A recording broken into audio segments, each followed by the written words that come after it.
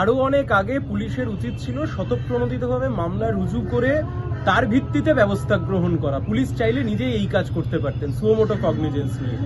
যাই হোক, better late than never. আমাদের কমপ্লেনের পরে পুলিশ নড়ে চড়ে বসেছে এবং তারা বাধ্য হয়েছে, তারা এই কাজ করতে বাধ্য হয়েছে, তারা গ্রেপ্তার করছে। আবারও আমরা বলছি, রুল অফ ল এর ওপরে কিচ্ছু নয়। ভারতবর্ষের সংবিধান যে অধিকার দিয়েছে, আর্টিকেল 21-এ যে স্যাক্রোসেন্ট রাইটসের কথা বলা রয়েছে, তা আমাদের সবাইকে আমাদের তা রক্ষা করতে হবে।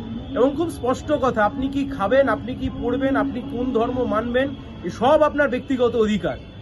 কিন্তু মব লিঞ্চিং কোনো মতে সভ্য সমাজে মেনে নেওয়া যায় না। একটা সিভিলাইজড সোসাইটিতে মব লিঞ্চিং এর মতো ঘৃণ্য কাজ কখনো হতে পারে না। আমি আশা করব পুলিশ ঘটনার প্রকৃত তদন্ত করে তার সত্য উদ্ঘাটন করবেন এবং অবশেষে অনেক পরে হলেও তারা অ্যাক্ট করেছেন, আমি ওয়েলকাম করছি।